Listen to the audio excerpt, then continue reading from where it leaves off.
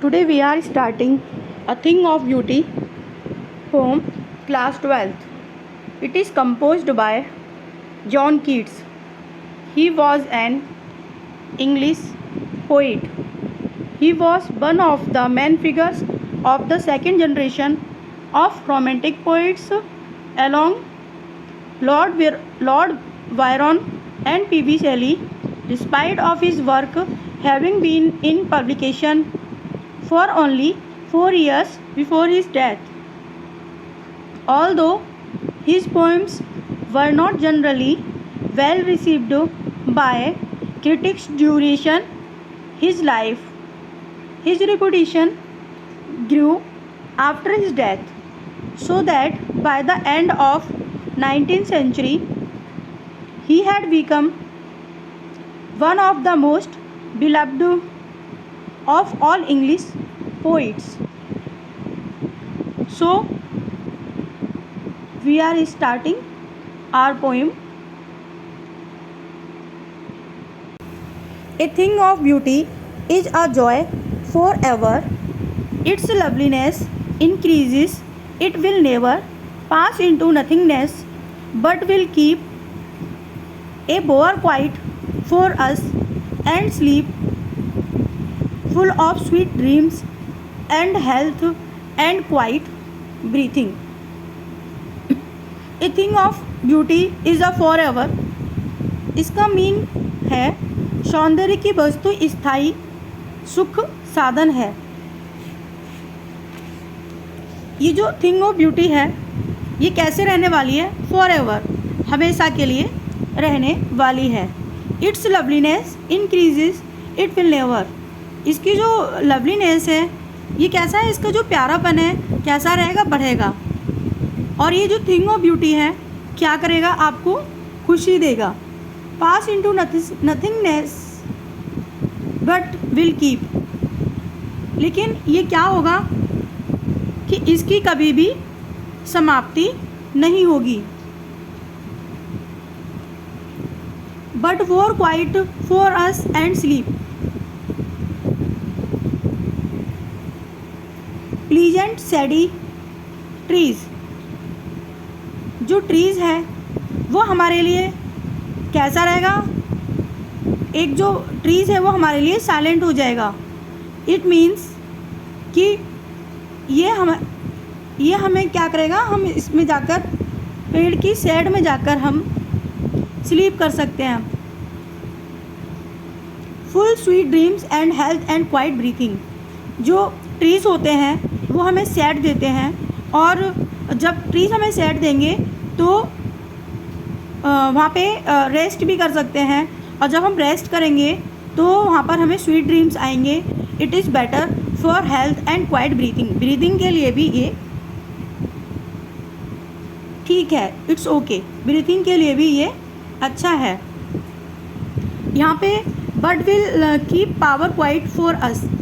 यहाँ पे जो पोइट कहना चाहता है, poet want to express about a tree.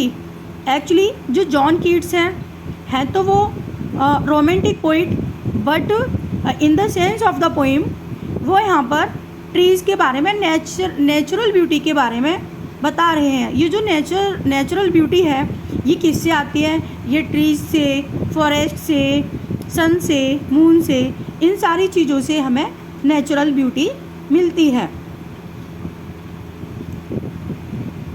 Next हमारा पैराग्राफ है. There for every morrow we'll breathing a flowery band to bind us to the earth spite of despondence of the inhuman dearth of noble nature, of gloomy days, of all the unhealthy or dark ways, make for our searching. In this paragraph, poet want to express about the connect अर्थ. इस paragraph में जो poet बताना चाह रहे हैं वो हमें अर्थ से कनेक्ट करती है.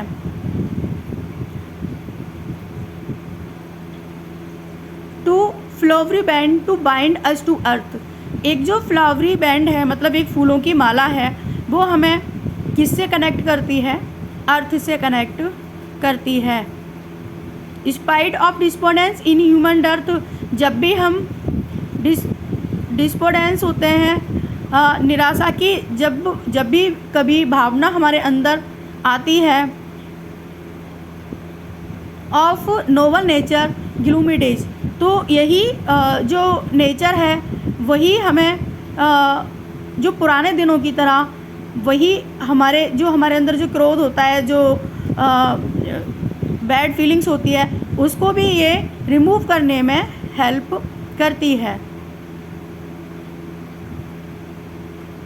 Of all the unhealthy over darkened ways, और इसके अलावा कुछ रास्ते, हम ऐसे रास्तों पर चले जाते हैं जो हमारे लिए डार्क वे का काम करते हैं, मतलब जो हमारे लिए अंधेरे वाले रास्ते होते हैं, मेड फॉर आवर सर्चिंग। तो जो हमारे बुरे दिन हैं उनको भी उन दिनों से निकलने में ये हमें हेल्प करती है। Yes, in spite of all some shape of beauty moves away a pall from the dark spirits such the sun and moon, trees old young sprouting a shady boon for simple sheep. इसके अलावा some of shape of beauty, कुछ जो beauty है वो moves away the पाल, मतलब जो move करती रहती है। पाल का मतलब है यहाँ पर धूल, dust, black clouds means dark spirits. जो सैड हार्ट होते हैं उनके अंदर from our dark spirit such sun and moon, तो उनके अंदर जो गलत चीज़ें होती हैं, जो sun, moon, trees and young sprouting shady boon, ये सब क्या करते हैं? ये सब हमारे जो हम गलत संगति में चले जाते हैं तो ये वहाँ से हमें अच्छे रास्ते दिखाने में हमारी हेल्प करते हैं। फॉर अ सिंपल सीप, यहाँ पर पोइट ने सीप को जीसस से जोड़कर देखा है। सिंपल सीप का मतलब है कि जो ट्रीज की जो सैड है वो हमारे लिए क्या है? बून है, मतलब एक वरदान है हमारे लिए। लाइक दिस, जैसे ट्रीज की जो सैड होती है, सन होते हैं, मून होते हैं, चाहे वो यंग हो जाए चाहे वो ओल्ड हो जाए, तो वो क्या करेंगे? वो हमेशा जो हम लोग हैं हमारे लिए अच्छा ही करते हैं।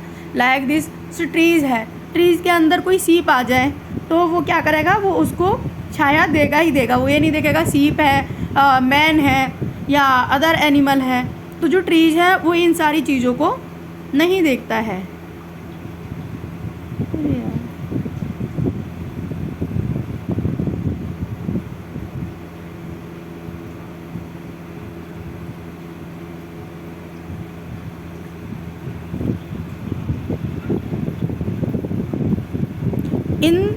And such are daffodils with the green world they live, and clear rills that the themselves of cooling covered make against the hot season, and mid forest break rich with the sparkling fair muskrose blooms such as the daffodils। daffodils का मतलब है एक के flowers होते हैं। with the green world they live in, एक ऐसा green world जहाँ पर ये रहते हैं। कहने का मतलब है जो फॉरेस्ट होता है तो फॉरेस्ट पूरा ग्रीन होता है, और फॉरेस्ट के अंदर एक क्लियर रिल्स होती है। रिल्स मतलब चाहे हम इसको पानी के फुब्बारे बोल दें या छोटा सा फाउंटेन बोल दें, हम जो चाहें इसको बोल सकते हैं। तो ये जो कवर्ड होती है किससे? आर्थिकिस्ट, मतलब झाड़ियों से ये कवर्ड होता है। क्या? माउंटेन। और वहाँ पर क्या होता है? एक ब्रेक होती है, brick that the themselves cooling covered make. तो वहाँ पे क्या होती है कि इसको जो कवर करते हैं, इसके फाउंटेन के आसपास जो झाड़ें होती हैं, मतलब छोटे छोटे से प्लांट्स होते हैं, वो इसको कवर्ड करते हैं। Gainst the hot season mid forest brake, ये जो हॉट सीजन में भी, गर्मी में भी ये क्या करते हैं, वहाँ पर छिड़काव कर रहे होते हैं। Rich and sprinkling the fair musk rose blooms, और वहाँ पे भी एक जो वाइट कलर का रोज़ होता है वो वहाँ पर ब्लूम कर रहा होता है। यहाँ पर जो गिंग्स का मतलब है, इसका मतलब है अनवांटेड प्लांट्स। जो अनवांटेड प्लांट्स होते हैं, छोटे छोटे प्लांट्स होते हैं, तो वहाँ पर भी हम देखते हैं कि फॉरेस्ट में भी वहाँ पे भी। नेक्स्ट है and such too is the grandeur of dooms, we have the image for the mighty dead, all the lovely tales that we have heard और read, an endless fountain of immortal drink pouring into us from the heaven brink। अब यहाँ पर ग्रेडवेयर का मतलब है शान शौकत, और dooms का मतलब है भाग्य। तो जो डूम्स है, डूम्स का मतलब है भाग्य, और डेड का मतलब है पावरफुल पर्सन जो अब इस वर्ल्ड में नहीं है। एंडलेस का मतलब है विदाउट एन एंड, कभी समाप्त न होने वाला।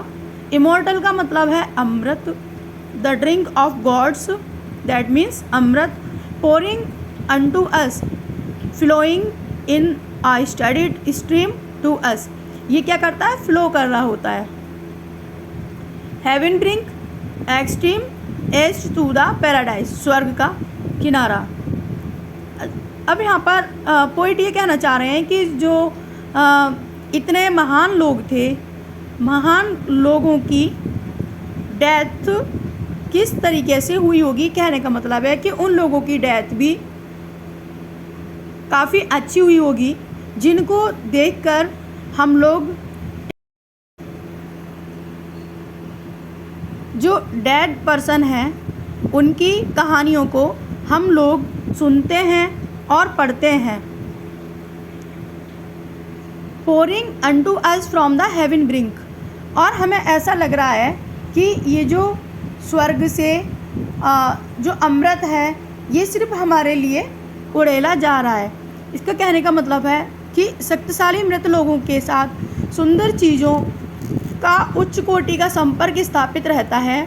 बीते हुए युगों में जो हमारे यहाँ पर जैसे अच्छे लोग थे, अच्छे लोग मीन्स मतलब जैसे महात्मा गांधी और भी हमारे हैं जो यहाँ पर राजघाट पर इनकी समाधियाँ बनी हुई हैं, तो वहाँ पर हम लोग जाते हैं और जाकर देखते हैं कि भाई इन लोगों ने हमारे कंट्री के लिए क्या किया है, और उनकी कहानियों को हम पढ़ते हैं, सुनते हैं। तो ये जो एंडलेस फाउंटेन है, मतलब उनकी जो कहानियाँ हैं, ये जो अमृत है, ये सिर्फ स्वर्ग से हमारे लिए उड़ेला जा रहा है। ये हमारी पोएम कंप्लीट हो जाती है। Thank you.